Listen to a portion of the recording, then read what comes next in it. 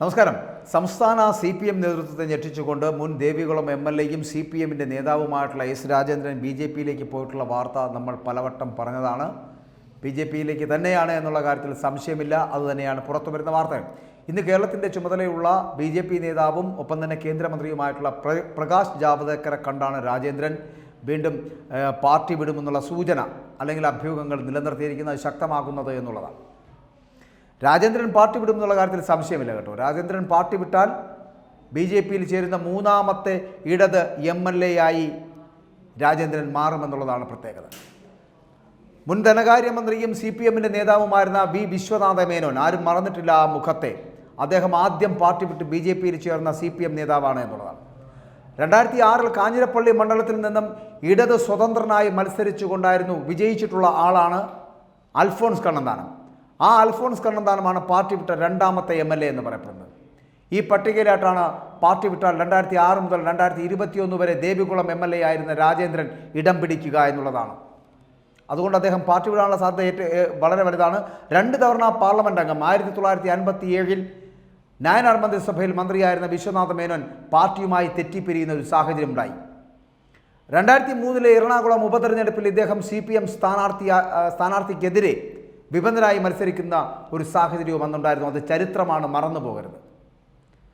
2011 നടന്ന നിയമസഭാ തെരഞ്ഞെടുപ്പ്, ആ തെരഞ്ഞെടുപ്പിൽ പൂഞ്ഞാർ മണ്ഡലത്തിൽ നിന്നും ഇടത് സ്ഥാനാർത്ഥിയായി വീണ്ടും മത്സരിപ്പിക്കുവാൻ വേണ്ടിയിട്ട് മുന്നണി തീരുമാനവുമായി അങ്ങനെ ഒരു തീരുമാനമെടുത്തിരിക്കുകയാണ്.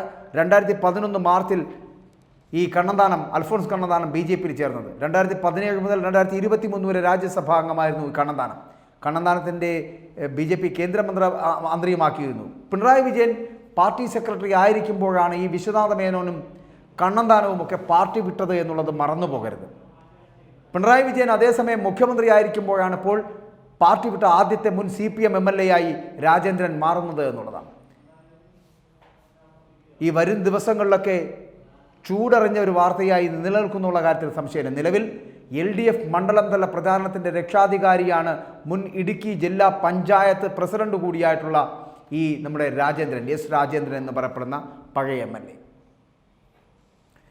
നിയമസഭാംഗമായിട്ടില്ലെങ്കിലും കമ്മ്യൂണിസ്റ്റ് പാരമ്പര്യം അവകാശപ്പെടാൻ കഴിയുന്ന നേതാവ്, മുൻ സംസ്ഥാന പ്രസിഡന്റും ഒപ്പം തന്നെ BJPയുടെ ദേശീയ സമിതി അംഗവുമായിട്ടുള്ള CK പത്മനാഭൻ കമ്മ്യൂണിസ്റ്റ് പാർട്ടിയിലൂടെയാണ് രാഷ്ട്രീയ ജീവിതം ആരംഭിച്ചത് എന്നുള്ളത് എത്ര പേർക്കറിയാം.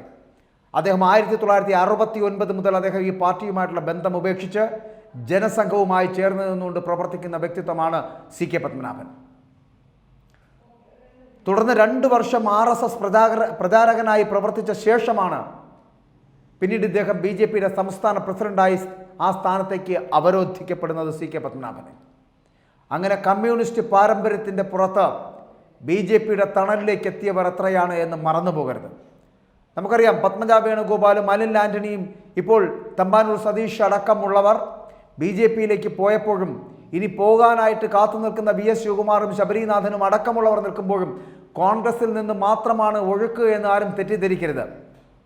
ഞാൻ ആദ്യം സൂചിപ്പിച്ചതുപോലെ വിശ്വനാഥ മേനോൻ കടന്നുപോയ CPM എന്ന് പറയപ്പെടുന്ന പാർട്ടിയിൽ നിന്ന് തന്നെയാണ് ഇപ്പോൾ രാജേന്ദ്രനും മുമ്പ് അൽഫോൺസ് കണ്ണന്താനവും ഈ പടിയിറങ്ങിയത് എന്നുള്ളതാണ് വസ്തുത. അത് ചരിത്രമാണ്, മറന്നു പോകരുത്. ആ ചരിത്രത്തിൻ്റെ ഏടുകളിലൂടെ കടന്നുപോയി കഴിഞ്ഞാൽ അന്ന് സംസ്ഥാന സെക്രട്ടറി ആയിരുന്ന പിണറായി വിജയൻ്റെ മുൻപിലൂടെയാണ് വിശ്വനാഥ മേനോനും അൽഫോൺസ് കണ്ണന്താനവും ഗുഡ് ബൈ പറഞ്ഞ് BJPയിലേക്ക് ചേക്കേറിയത് എന്നുള്ളതാണ്. അതിനുശേഷം അതേ പിണറായി വിജയൻ കേരളത്തിൻ്റെ മുഖ്യമന്ത്രി ആയിരിക്കുമ്പോഴാണ് എസ് രാജേന്ദ്രൻ താമരത്തണലിലേക്ക് പോകുന്നത് എന്നുള്ളത് ഒരു ചരിത്രമായി മാറും. അതുകൊണ്ട് CPMന്റെ നേതൃത്വത്തിലുണ്ടായിരുന്ന പല MLAമാരും പല ഘട്ടങ്ങളിൽ BJPയിലേക്ക് പോയിട്ടുണ്ട്, ഇനിയും പോകും. വരാൻ പോകുന്ന നാളുകളിൽ CPMന്റെ പല മുൻ രാജ്യസഭാ MPമാരും ഒപ്പം തന്നെ പല MLAമാരടക്കം CPMൽ നിന്നും BJPയിലേക്ക് പോകുമെന്നുള്ള വാർത്തകളും വരുന്നുണ്ട്.